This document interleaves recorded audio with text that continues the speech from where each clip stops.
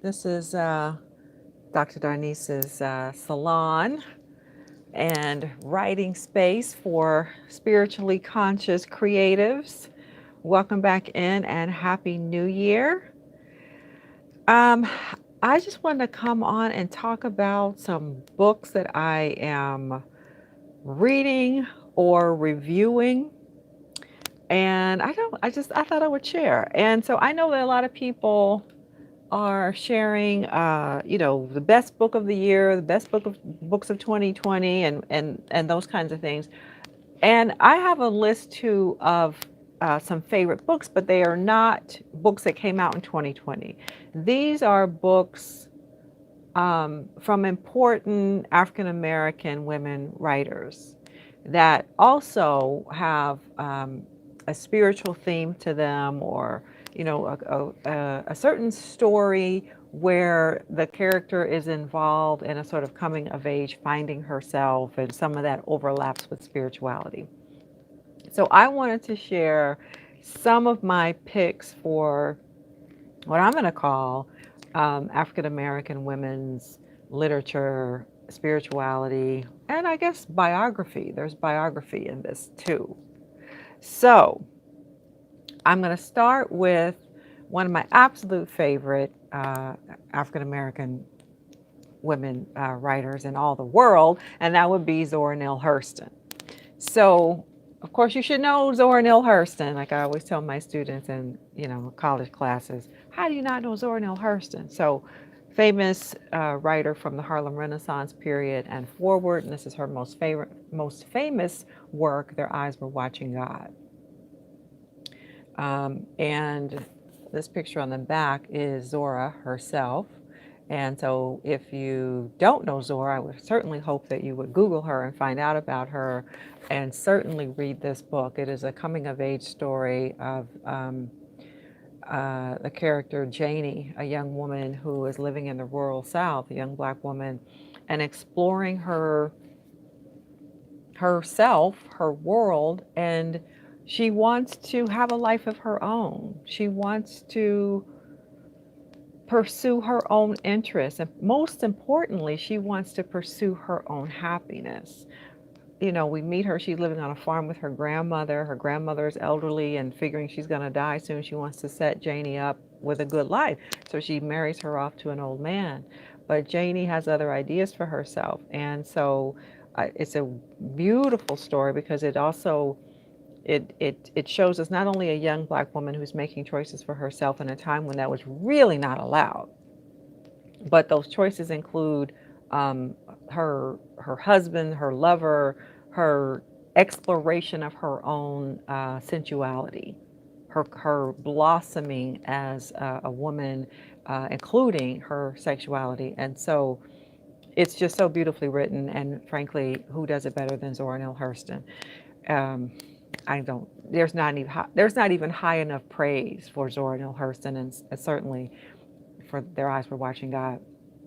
Now, this one I actually just started reading, which is odd that I never read this before. I think I had it, and I don't know whatever happened to it, so I bought it again.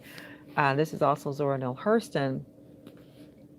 Tell My Horse. The title of it is called Tell My Horse: Voodoo and Life in Haiti and Jamaica.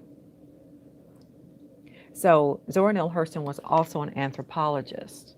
She studied at Columbia with the person who was considered basically the founder of American anthropology, Franz Boas. And so she did a lot of ethnographic anthropological research. And part of that research was on Southern rural Black folks, but also she went to Haiti and Jamaica to explore spiritualities and religion. So voodoo as a spirituality. And so this book is basically not so much a narrative per se, but it's her experiences and what she saw. And so, the book opens, she just sort of jumps right in talking about, a particular experience. So it opens, she's in Jamaica, and the first chapter is the rooster's neck. sorry, the rooster's nest. And so she just sort of jumps right in, and it's very readable because she just invites you into what's happening.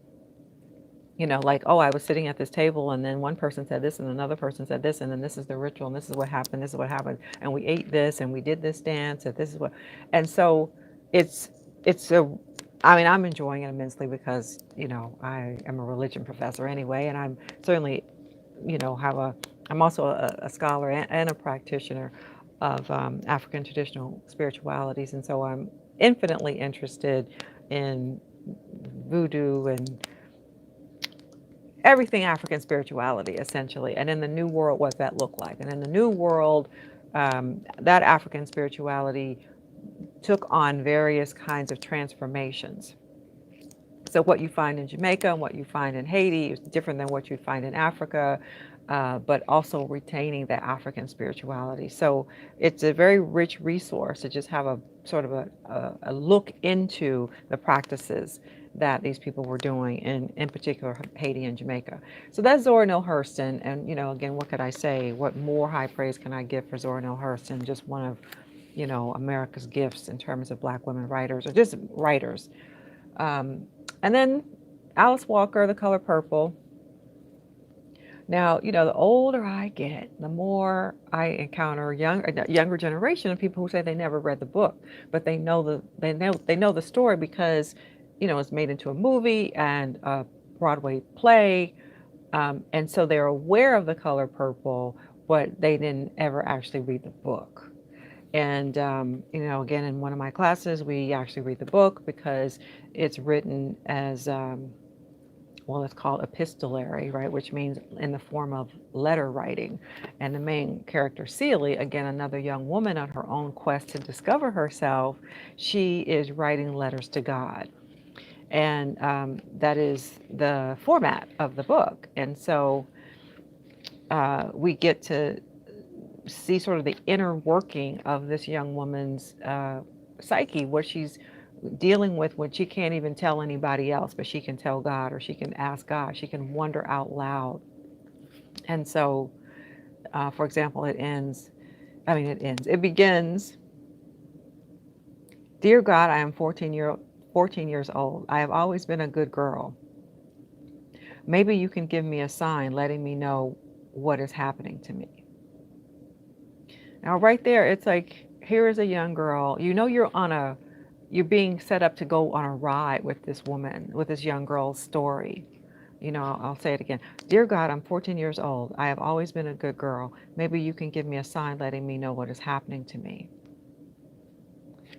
Because she doesn't have anybody in her life who really explains anything to her. Things happen to her, things happen in her environment, but nobody knows. But she doesn't know as a young girl why. So who do you ask? Ask God. So, again, Alice Walker, the great writer and poet, in terms of African American women's literature, you just can't get any better. And bam, who else can't you get any better than Maya Angelou? I Know Why the Caged Bird Sings. A real classic that I think people have largely maybe forgotten about. Such a classic that people they just forgot. It's so great. It's so, and it maybe seems old now. Maya Angelou has passed on, and, she was a great mentor to Oprah, and Oprah used to have her on the show quite a bit because she was a wealth of wisdom. She was the poet who participated in the inauguration of Bill Clinton, and, so she has been a treasure, a national treasure. And this is one of her most well-known books, I Know Why the Caged Bird Sings. And again, it's about a young girl. It's her own story. It's autobiographical. But it's about her life in almost the same way as these others, coming to know oneself and exploring why bad things happen. So in this case, she is, again, a rural Black girl having experiences and trying to make sense of them. Maya Angelou explains a lot about her own life. Like there for many years that she didn't speak, she just went mute. And she tells a story of a certain kind of abuse that she endured, and her reaction to that was to never speak. And so for a long time, Maya Angelou, this woman who's so great with words, the written word and spoken word, did not speak a word. And so it's an unfolding. The story is an unfolding of how she got her voice back, how she, had her awakening, her own insight, her own awakening.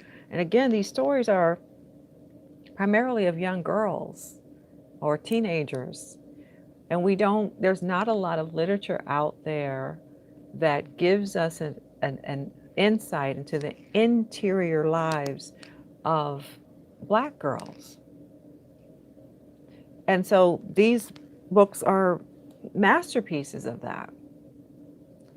And so I just wanted to come on and just share, as people do their end of the year book list, I'm like, mine isn't really an end of the year per se, but it's certainly what I do here on this channel to have a salon, a literary type of salon where we talk about books and writing and the high vibe lifestyle, right? We can learn so much in terms of the high vibe lifestyle. We can learn so much from these characters that are written about in these books, because these are women who are trying to find themselves. And that theme is never old. It never is, because every girl, every person has to find themselves, right? And for girls and for women, that's a particular kind of struggle. And then for Black girls and Black women, again, that's a particular intersection of identities. And so a particular kind of story that unfolds that's very particular about Black girlhood and Black womanhood. But it's always the case that everyone has to find their way in the world. You have to make sense of the world in some kind of a way. And so these books do that so well. It's just, I relish these books because they do that so well. Um, and we know there's such a thing as having a midlife crisis when, you might sort of sort yourself out in your well, probably not your teen years, but in your 20s, you kind of sort yourself out because you have to, right? You're discovering the world as a young adult, and you have to sort yourself out. But then again, you have to do it again, like around 45 or 50 years old, you have to do it again, right? And life is just like that. It's this continual evolution of coming to know oneself. And so that's why these books are always classic, and they can never really go out of style, because we're always on this roller coaster of figuring out who we are and who are we now, who are we now, who are we now. And coaching people in my coaching practice, I start there with women. Who are you, and what do you want for yourself now? And mostly I coach women who are Generation X, so who are, over 45, because we're in this age range where we're like having that sort of, could be potential midlife crisis, but hopefully it's not a crisis. It might seem like it's going to be a crisis as you try to figure out what's next for yourself, as you are still too young to be old, too old to be young. And you want something more, but what do you do? And so I start with my clients and I say, well, who are you? And what do you want for yourself now? And it's not an easy question to answer. And so we have these literary models for how other people have done it. And that's when you have good literature, good storytelling, is when the stories never really die. The theme doesn't die. Anyway, I'm going to wrap it up there. I'm going to be back with some additional books. It'd be great if you just let me know in the comments what books you think are classics. What are your classics? What would you recommend for me to read? I'd certainly be open to that. I always say in my college classroom, I always say to them, your generation has nothing, right? And I go, prove me wrong. And then they give me things to listen to. They give me things to read. I give them things to read. So it's just back and forth. And that's how it should be. That's the learning process. Throughout our whole lives, we're continually learning. We are open to learning. So I will conclude this episode of the Writing and Literature Salon discussion group.